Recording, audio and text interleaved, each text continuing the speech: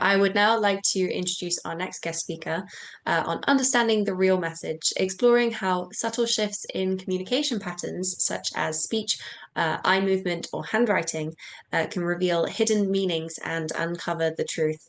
He is an acclaimed author, speaker, expert witness in forensic linguistics and accounting with over 26 years in law enforcement and corporate investigations. Please welcome Joseph Koenig. Hello. Okay, this is about understanding the real message, and I've got a number of slides here that I want to go through, so I'm going to have to move fairly quickly, but you are all so bright, I don't think it'll matter. How to distinguish truth from deception. Lies are really partial truths. The importance of contamination. You will contaminate. I'll explain that later and give you examples. You and your client's biases and prejudices greatly inhibit getting the truth and prevent good ethical decision-making. We'll talk about the importance of carving and sculpting your questions to get the truth, get the facts, and get the information you need to make good decisions. We'll talk about identifying and calibrating to communication patterns. Each of us has our own unique communication pattern. So let's move on. The key to forensic linguistics and communication is mutual understanding. So many words are interpreted differently. Not only is, as we learned sign language, different areas of the geography, but also how you interpret words, simple words like it. Those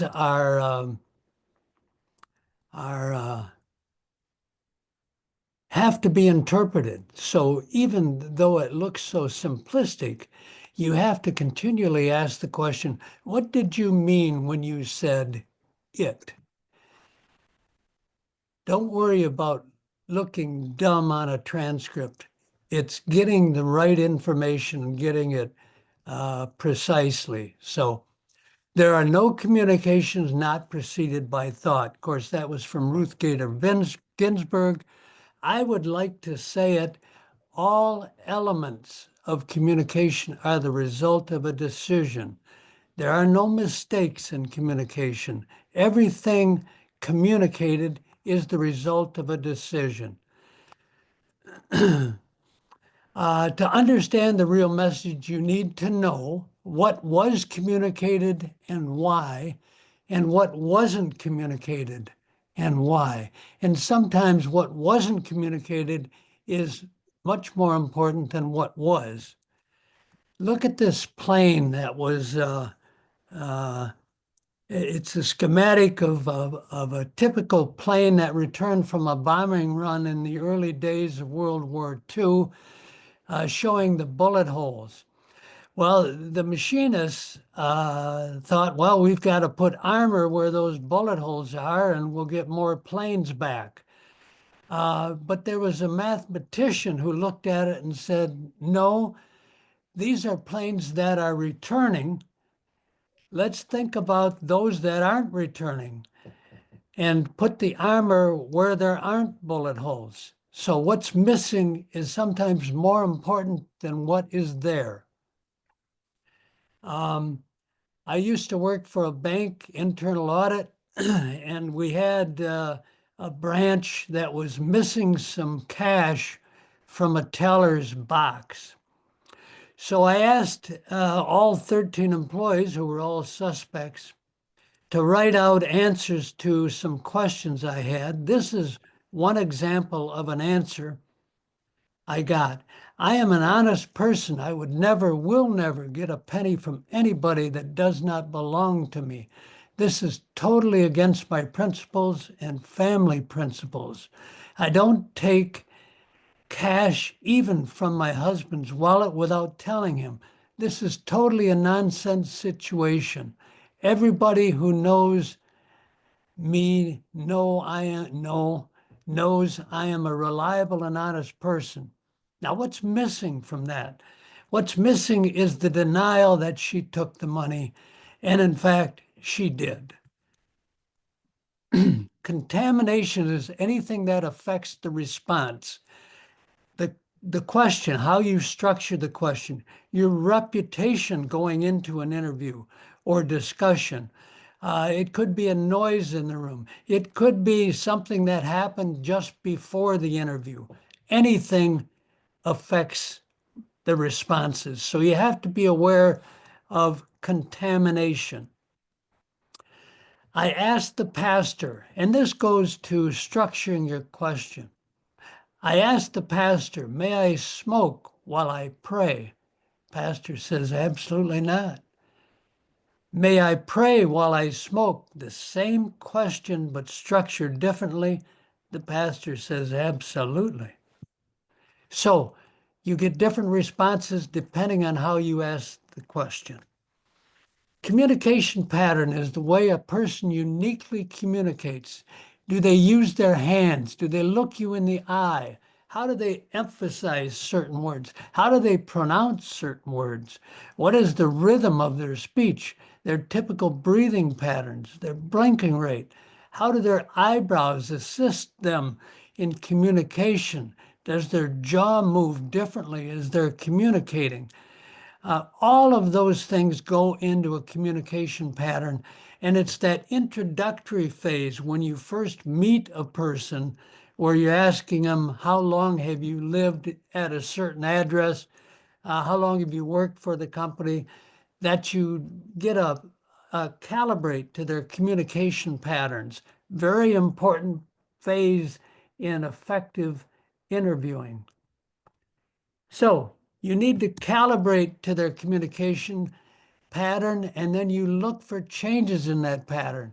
And then you have to try to figure out why that change occurred. These are some of the reasons for changes in communication patterns. Could be any one of these. Deception is only one.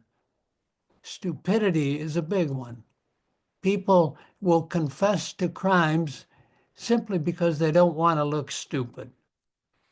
Look, don't read. Now, I want you to, I also worked, when I worked for this bank, we had a young lady came into an internal audit and told us that she recently got a divorce from Terry, who was a teller in our vault, and that he was taking checks made out personally to her, forging her name and pocketing the money. Well, we can't have that. So I brought Terry into a conference room with plain white paper, asked him, uh, I interview by writing out my questions and then asked the subject to respond to those questions in their own handwriting, because handwriting in and of itself is a communication pattern, and I like to use that in my analysis. So I asked him to tell me what happened. Here's what he wrote, one of several pages that he wrote. I want you to look at it. Don't read it, just look at it and tell me what you see. I'll leave it up for about 30 seconds. What did you see? Well, you saw a change in handwriting. And let me see if I can highlight that. Right about here, right? Look at that change in handwriting. It's almost like somebody else picked up the pen at that point and started writing. So that's stark. That's a change in communication pattern. Let's look at the handwriting up in these areas here. And look how fluent it is, how less stress. This area here looks like there's a little stress because it's changed. And look at this, how fluid it is. and it looks like he's very much at peace. And by the way, when you're telling a lie, you're under more stress than when you're not. So as a forensic linguist, that's an important concept to know. So let's look here where we're looking for language. She stated, he goes down here. Here's another she stated. And then we go to this where he changes the language to she said. That's a change in communication pattern as well. So now we have two changes of communication pattern in this area, which is critical because it's right where he says, she said to sign her name, which is really what we're looking at in a forgery, whether or not she gave him permission to sign her name. And in my interview of the subject, he confessed that he did, in fact, sign her name without her knowledge. So ended his employment with the bank. Here's another pattern, communication pattern. This is Jerry Sandusky, who was a football coach for Penn State, who was a pedophile. And he was convicted of abusing young boys. Here's his only statement. Look at the words in red that I highlighted here. Those are contractions. Now, I talked about before that people who are under stress, people who are lying are under more stress than those who aren't. A contraction like this, didn't, a contraction where it's simplified fraction or a contraction shows less stress. If you're writing a letter to the president of your company, for example, you typically wouldn't say, why didn't we? You would say, why did not we? Or I am responding. It would be much more formal, more stress. So when we see contractions, that's an indication of less stress. Now look where the arrow is, where his actual denial occurs, where he says, in my heart, I know I did not do these alleged disgusting acts. Now that I did not do these alleged disgusting acts alone isn't a bad denial. I would prefer a contraction, but look at his pattern, a pattern of using contractions all the way up to the denial, and there he changes it. He doesn't use a contraction. That's a change in communication pattern. Also, what makes it a poor denial is he qualifies it. In my heart, I know. So those qualifications and change in communication pattern make that a poor denial. Now let's do a little grammar lesson here. Active voice. Johnny threw the ball. Johnny caught the ball. That's active voice, past tense. Passive voice. The ball was thrown. The ball was caught. That's passive voice. Even though it's the ball was thrown, it's past tense, but it's passive voice. We don't know who threw the ball. The passive voice is favored by the deceptive because they can make you think they're telling you something when they're not telling you all of the information.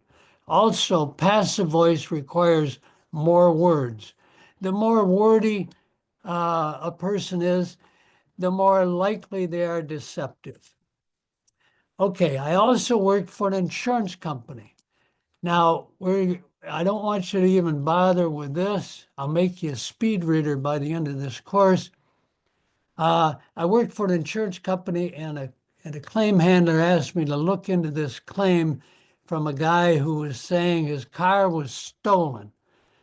And he wrote me back after I asked him to tell me what happened with this note. I came home around 10 p.m. in the evening. I parked the car in our driveway. The doors were locked and the alarm was activated. Now, we got good good statement here. I came home around 10 p.m. in the evening. Active voice, past tense. In the evening is a little redundant because 10 p.m. is the evening, but we just note that. Now, the next sentence, I parked the car in our driveway. Big problems for a forensic linguist here. I parked the car in our driveway. Now, that's active voice, past tense. That's good. But let's look at it. I, excellent, parked the car. I would have expected my car or our car, but no, we get the car in our driveway, showing me he can use the pronoun our, but he chose not to. Remember, there are decisions in every element of communication. He chose not to use my or our here. He chose to use the, which is important. Then let's look at the next sentence where he changes to the passive voice. The doors were locked. By whom? And the alarm was activated. By whom? He's concealing that for some reason. And the fact that he moves from active voice to passive voice is a key indicator of deception. I brought him in and he confessed to taking his car down a lonely old road. He actually had a friend follow him in his personal car to the lonely old road. He broke the window in his car, made it look like it was broken into, set it on fire, and then drove his friend's car back to his home where he parked the car. Actually, he parked his friend's car, but he couldn't say that. So people want to tell the truth very, very subtly. It's a partial truth, okay? Pronouns are very important in understanding the real message. Pronouns I, my, our, we, they, your promote precision, show commitment, accountability, possession, ownership. The best denial out there is a denial that is, I didn't do it. Notice the contraction, and it's very simple. And it's only good if we mutually understand what it is. Okay? If the pronoun's missing, that's also important. Okay, my birthday is January 22nd. On my Facebook, my two lovely daughters posted messages that day. The first one, happy birthday, Dad. I love you. And Jackson sends his newly learned kisses. The second, happy birthday to the best dad ever. Love you. Now, which daughter did I have an argument with just 2 days prior to this posting? Yes. Number two, why? I have the pronoun I is missing. I love you is very precise, very important, very emotional. Love you is nice, but it's much, much less important, much less accountability than I love you. So pronouns are important. Othering. We look at othering. If you're in personnel where you're interviewing people for jobs, it's important to look at a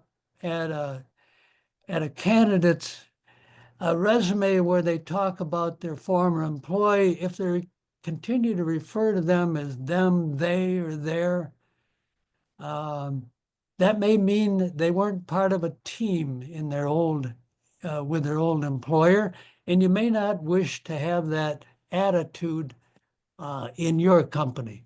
You look for we, us, and our, which would be an indication of their attitude.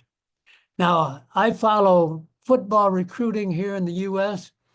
This is Robert Hainsey, a much sought after four-star guard. And he wrote, he talked to the news media and he said he's interested in 3 colleges. And he gave this little summary of each one. I knew immediately which college he was planning on going to on the day of that interview.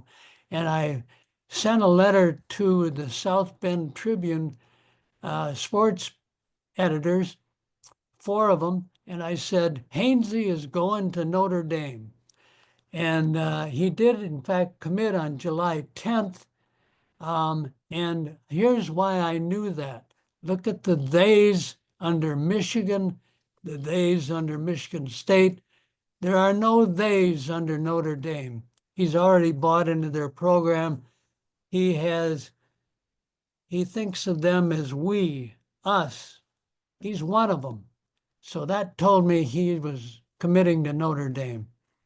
Othering, you can see that all the time when you see people talking about themselves or writing about themselves, how they characterize their family members.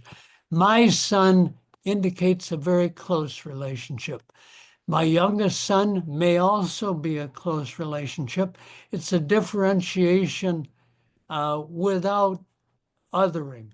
Here, my other son is distance between my and son, and it shows a less good relationship that the parent has than with this son.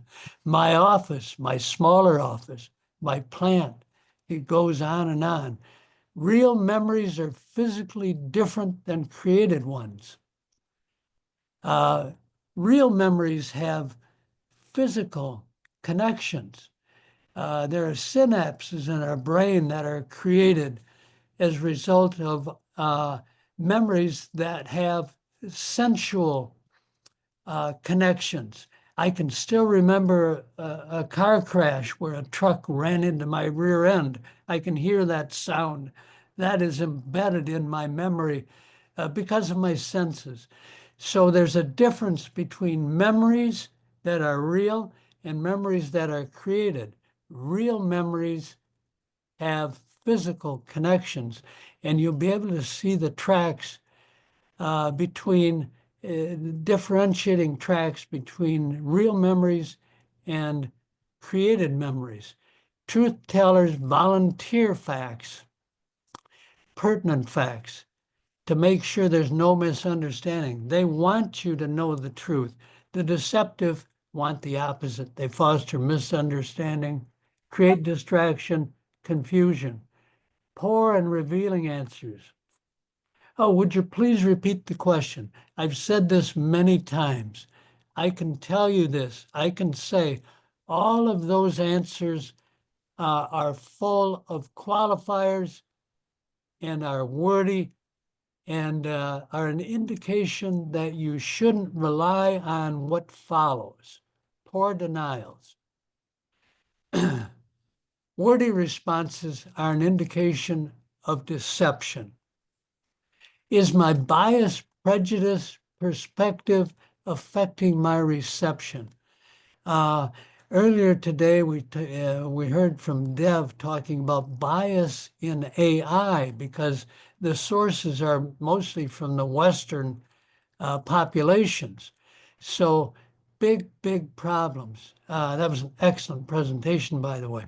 So is my bias affecting my reception? Ornithologist, person who studies birds. Before there were female ornithologists, there were no known female birds that sang. My authority on that is Scientific American. Now that's pure and plain bias and prejudice. The difference between facts and truths. Not all truths are facts. Not all truths are facts. And I can illustrate that with this diagram here. A person can be truthful and not factual. 2 people who witness a crime or are at a scene can both be truthful, and whereas only one is factual. The guy on the left sees a 6 because he knows he sees the pattern 4, 5, 6. The guy on the right doesn't see the 4 and 5, and he's also truthful, but he's not factual. So you can be truthful and still not factual. And that's important when you're interpreting uh, when you're in forensic linguistics to know that difference. That was brilliant. Thank you so much. Does anybody have any questions? Okay, so does all of the above forensics apply only in the American context? No, no. The pronouns are pretty much present in every language. I think there are a few that don't, but pronouns are essential for communicating. And it applies all over the globe. When you lie, you're under more stress than when you're telling the truth. And in my book, I talk about there's peace in truth.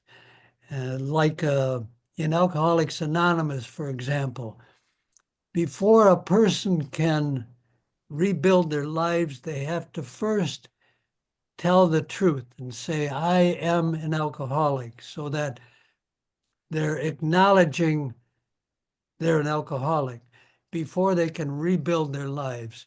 So uh, truth is peace, and that's universal, whether you're in the United States or in Europe. Thank you. And what did you study to get into this field? Lisa would like to know. Well, I'm retired from the Michigan State Police 26 years, so I had a lot of investigative experience. And then after that, I went into the corporate life investigations. And then I went to a number of schools.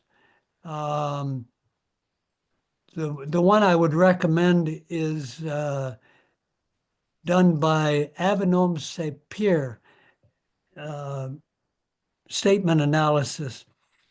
He uses just two-dimensional analysis. He'll evaluate the written word and tell you what the real meaning is. And it's absolutely fascinating. Now, I've moved from that through research and study and a lot of classwork into body language as well, because I think that's very telling as well. But I base a lot of my work on what Avenome Sapir gave, very important stuff. In my summary there, I give a couple reference materials. My book, Getting the Truth, I think is a pretty good start. And if you're interested in that field. Brilliant. Thank you so much for being up so early and for speaking to us today. Thank you.